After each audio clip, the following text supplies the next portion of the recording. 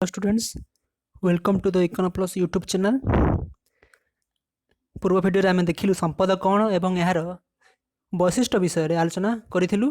तो आज भिडियो रे आमे आलोचना करिबु संपद एवं यार प्रकारभेद, वेल्थ एंड इट्स क्लासिफिकेशन। तो पूर्व भिडियो टी प्रथमे देखि दियो जहा फल रे आज भिडियो टी को देखिया पई सहज हेबो।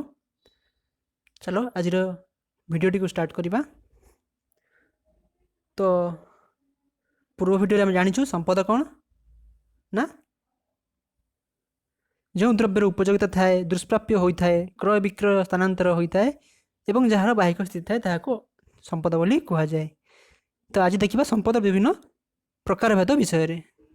संपदर श्रेणी विभाग बा क्लासिफिकेशन ऑफ वेल्थ।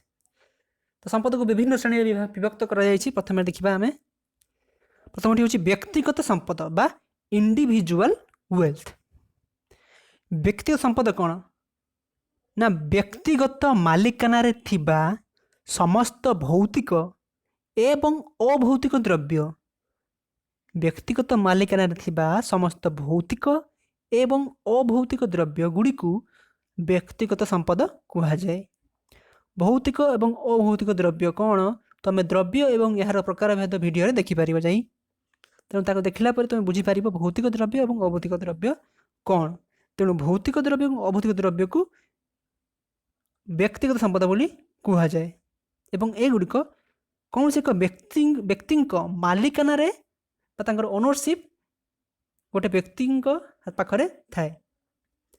तेणु जेपरिक विभिन्न भौतिक द्रव्य कौन जो द्रव्य को आम देखिपर, छुईपर, स्पर्श कर, जेपरिक भूमि, बासगृह, मोटर कार, साइकेल इत्यादि।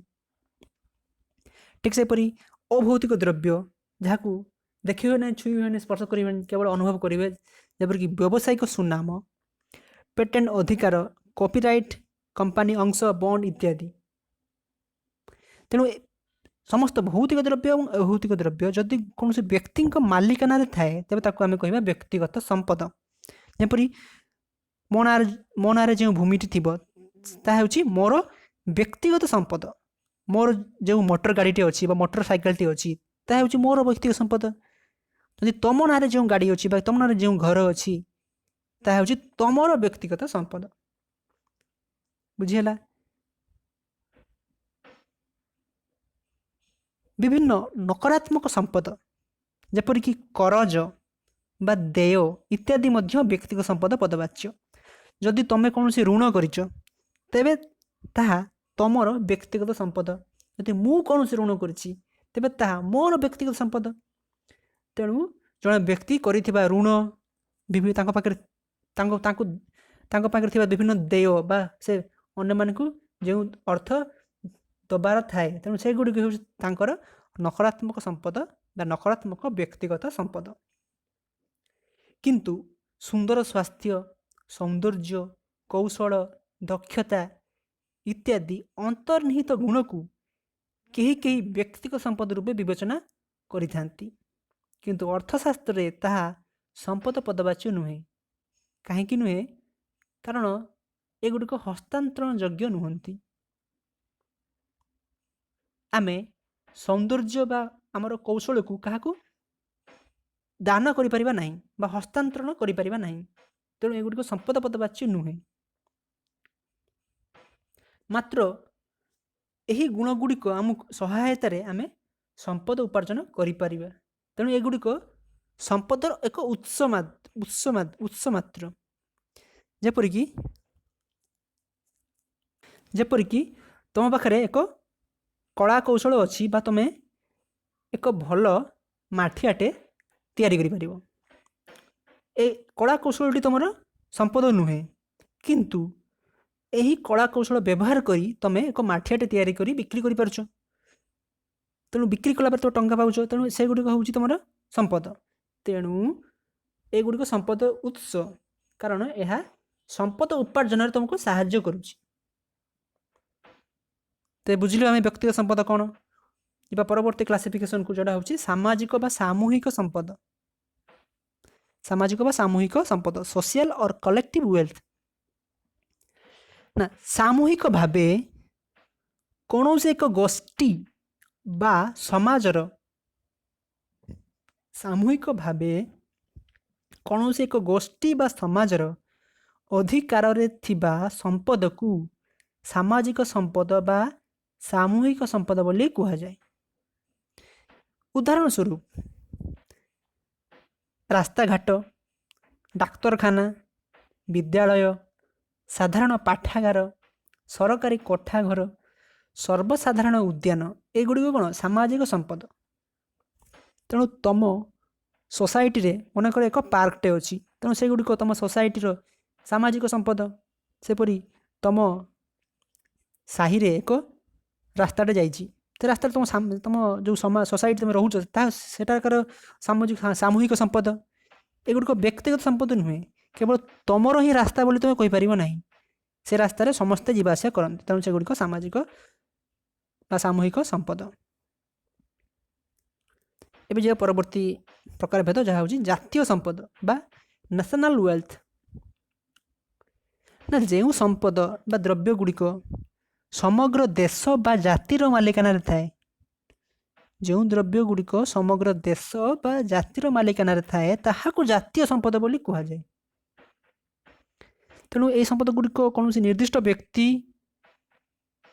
ପାଖରେ ମାଲିକାନାରେ ନଥାଏ। ଏଗୁଡ଼ିକ ସମସ୍ତ ଏକ ନିର୍ଦ୍ଦିଷ୍ଟ ବ୍ୟକ୍ତିର ମାଲିକାନାରେ ନଥିବ ବା ଏକ ନିର୍ଦ୍ଦିଷ୍ଟ ସୋସାଇଟିର ମାଲିକାନାରେ ନଥାଏ। ଏଗୁଡ଼ିକ ସମଗ୍ର ଦେଶ, ସେ ଦେଶରେ ଥିବା ସମସ୍ତ ବ୍ୟକ୍ତିଙ୍କ ମାଲିକାନାରେ ଥାଏ ବା ଦେଶ ବା ଜାତିର ମାଲିକାନାରେ ଥାଏ, ତାକୁ ଜାତୀୟ ସମ୍ପଦ।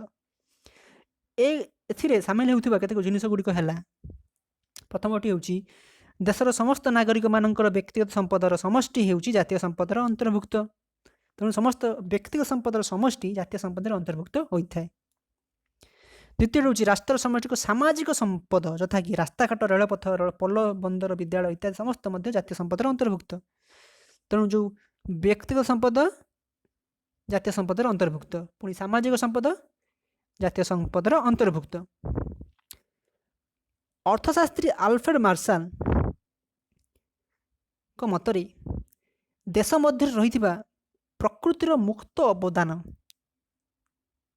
ଯେପରିକି ନଦୀ, ପାହାଡ଼, ଅରଣ୍ୟ, ଖଣିଜ ସମ୍ପଦ ଏଗୁଡ଼ିକ ମଧ୍ୟ ଯେଗୁଡ଼ିକ ହେଉଛି ପ୍ରକୃତିର ମୁକ୍ତ ଅବଦାନ, ସେଗୁଡ଼ିକ ମଧ୍ୟ ଜାତୀୟ ସମ୍ପଦ ବୋଲି ସେ କହୁଥିଲେ। ଅର୍ଥଶାସ୍ତ୍ରୀ ଆଲଫ୍ରେଡ୍ ମାର୍ଶାଲଙ୍କ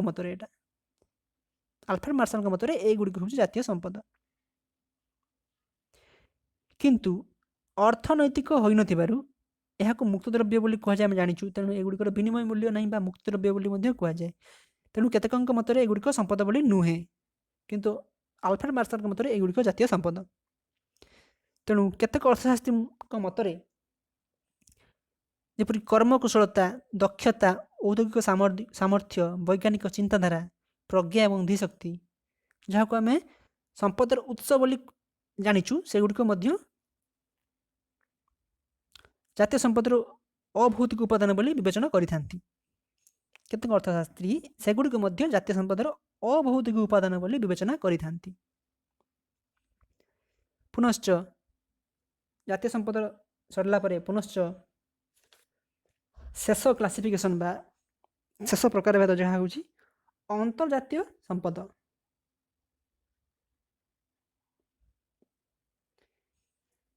ବା କସ୍ମୋପଲିଟାନ୍ ୱେଲ୍ଥ ବୋଲି କୁହାଯାଏ।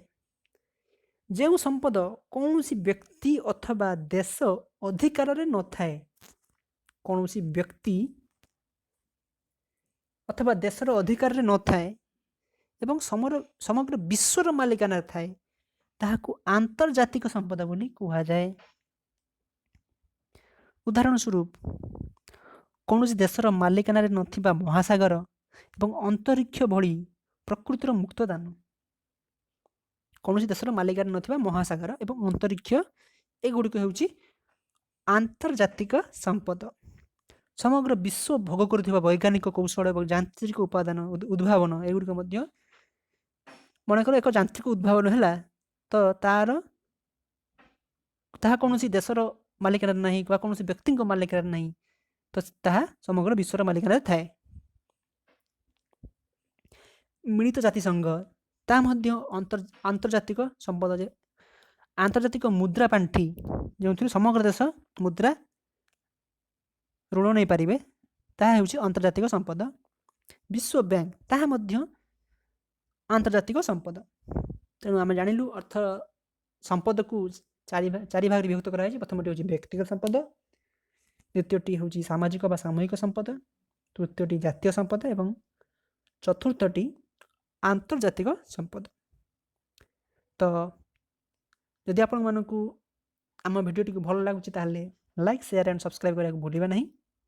ଯଦି ଆପଣମାନେ ଆମ ଚ୍ୟାନେଲରେ ନୂଆ ଅଛନ୍ତି ତାହେଲେ ସବସ୍କ୍ରାଇବ୍ କରି ବେଲ୍ ଆଇକନ୍ଟିକୁ ଦବାଇ ଦେବେ। ପରବର୍ତ୍ତୀ ଭିଡ଼ିଓ ପାଇଁ ଅପେକ୍ଷା କରନ୍ତୁ। ଧନ୍ୟବାଦ।